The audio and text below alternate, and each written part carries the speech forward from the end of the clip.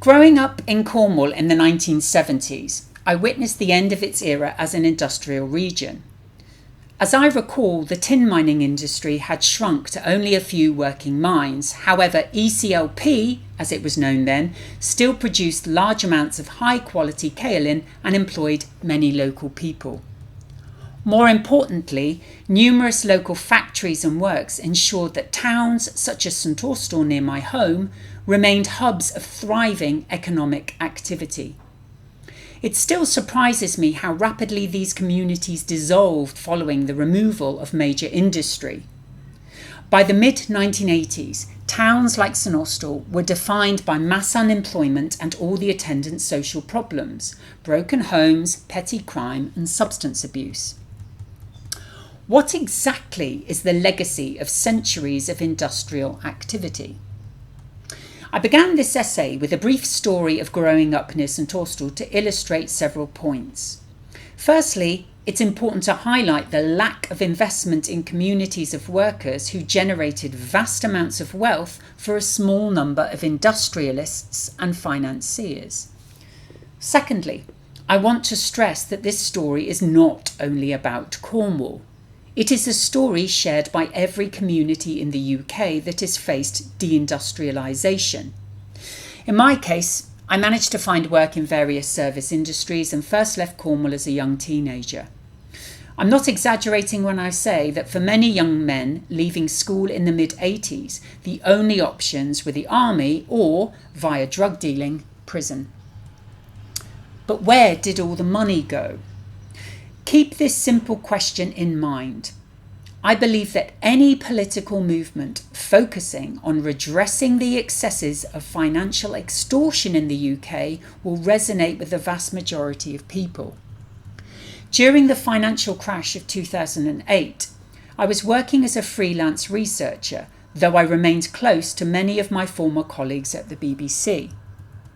We wanted to report on how the crash wasn't caused by mismanagement, but was, in fact, a deliberate strategy to extort vast amounts of money from the public purse. Rona Fairhead, then chair of the BBC Trust, was also a non-executive director of HSBC. She made it clear that such reporting would not be in the public interest. It's worth noting that this was the largest theft of public money in history, and people like Rona continued to be paid handsomely, while many families in the UK still cannot afford anywhere to live. This is how power functions in London. It is hidden, opaque, and it rewards the worst people. To mount any meaningful challenge to political power, it is vital to acknowledge how the financial service sector underpins every political, social and academic institution. I suggest that Westminster does not govern the financial institutions known as the City. Rather, these institutions govern Westminster. Therefore, I struggle to understand how asking Westminster to recognise a Cornish nation would be economically empowering for Cornish people. I understand the arguments for recognising a specific Cornish identity based on a historical tradition distinct from other regions of the UK. I am proud of my Cornish heritage and proud to be a speaker of Kernewek. I continue to support friends in Cornwall who see Cornish nationalism as a vehicle for political change. However, I'm not convinced that generating a new political reality from vaguely defined qualities will benefit what remains of the Cornish people currently living in Cornwall. Please consider these three statements while reading this essay. 1. Proclaiming national political sovereignty while maintaining dependence on fundamentally untrustworthy financial systems cannot solve the problems of economic disenfranchisement. 2. In the UK, real political power lies in financial institutions. 3. Foreign policy is domestic policy. Rather than focusing on the fact that profits from centuries of industrial production have been funneled offshore to fund a few lavish lifestyles, vast amounts of time, energy, and money have been spent ensuring that political discourse avoids the simple question: where did all the money go?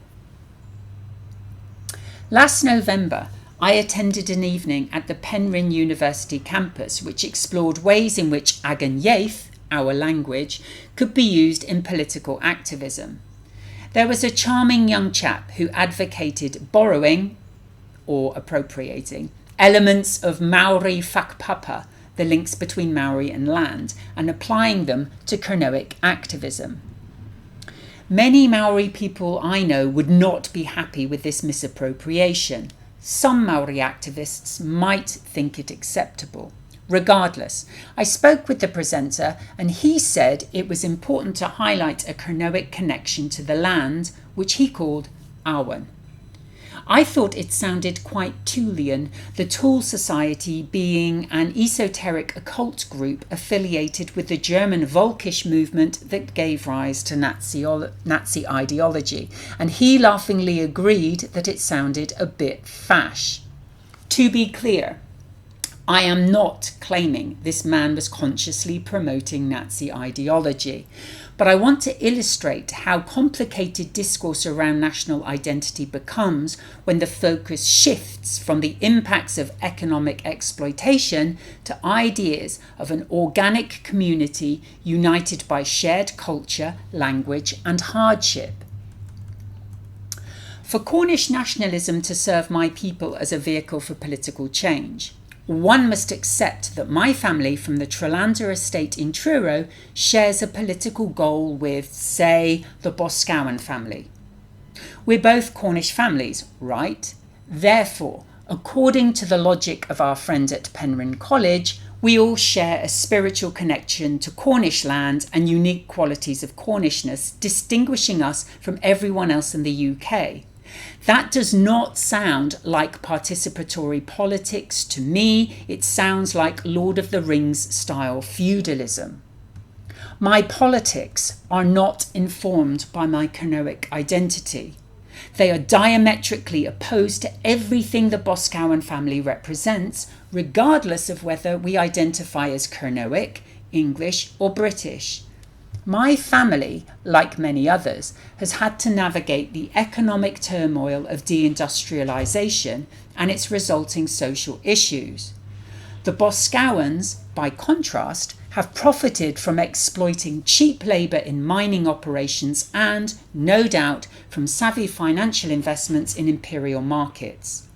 Politically, my family has more in common with working class families in the post-industrial north of England than with the Boscawens.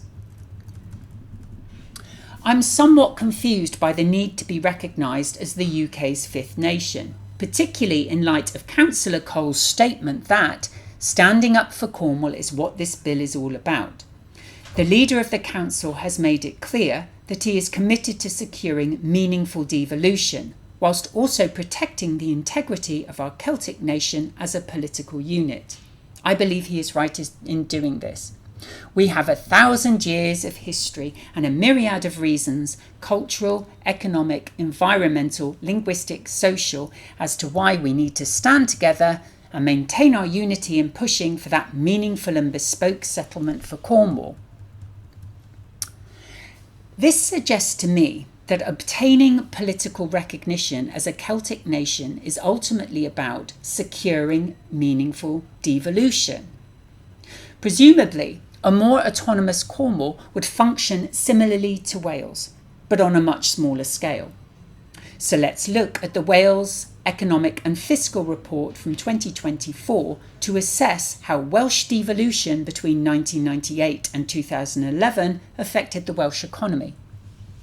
I'm still working through the report, but a statement in the executive summary illustrates my point. Wales's economy is deeply embedded within the wider UK economy. Many of the general trends which affect the UK are likely to be reflected or heavily influence Welsh economic conditions. There are many such statements. The more I read, the more challenging questions arise. The more I read, the more challenging questions arise. I've no doubt that many Welsh people prefer a more autonomous Wales. However, if the economy remains tied to the City of London, what are the material benefits for working people? The cachet of distancing oneself from Englishness might be appealing, but Welsh people are effectively tethered to the same exploitative financial institutions as everyone else. Why have people in Wales permitted some of the worst elements of English society to manage the economy of their devolved Celtic nation? Who benefits from this arrangement? Returning to my earlier provocation, foreign policy is domestic policy. I don't think most people in the UK realise how much of the economy depends upon ongoing exploitation of cheap labour overseas. People who work in the city will happily trade with the worst and wealthiest people on the planet: theocrats, dictators, human traffickers, drug cartels and arms dealers. From what I can gather, most companies trade the products of cheap, exploited or slave labour from around the world to launder profits obtained from dealing in drugs, weapons and oil. Obviously, this is a simplification, but once you cut through the PR, that's basically what is happening. People far more informed than me have written about this for decades. To what extent can Westminster exert any real power over international racketeering on this scale? Far from being the heart of UK politics, Westminster is a distraction from the real business of the financial markets. Scotland and Ireland appear to have taken steps to challenge London's economic grip, which is interesting. For example, Scotland's ongoing fight over North Sea oil profits and Ireland's popular policy of boycotting Israeli settlements. These are real political battles. Any discussion of national or personal identity is inflammatory, which is why many corporate and media institutions committed to maintaining the economic status quo are so happy to perpetuate them. Divide and conquer is not just a catchy Roman phrase. It's a strategy that powerful regimes have used to control people since Philip II of Macedon. I can't help but think that the radical politics of Wales, which once had a huge impact on UK political discourse, has effectively been neutered, channeled into a semi-nationalist movement still subordinate to the City of London. These lingering quasi-imperial financial institutions are repulsive, and I empathise with the desire to vote ourselves off the island. However, we must be clear-eyed about who benefits from further devolving the UK into semi-autonomous regions still anchored to the current financial system. Personally, I think it's better to raise economic consciousness as a tool for cultivating popular movements that push for real material change across the UK, though I could be wrong. The more I come to understand how the UK functions as a social and political entity, the more I feel I've been defined by my economic status rather than my kernewek heritage, and I'm keen to learn how a semi-autonomous kernow would change that. As always, Miath Car. References and citations for this blog post can be found in the information below, along with a link to the original blog post. Thank you very much.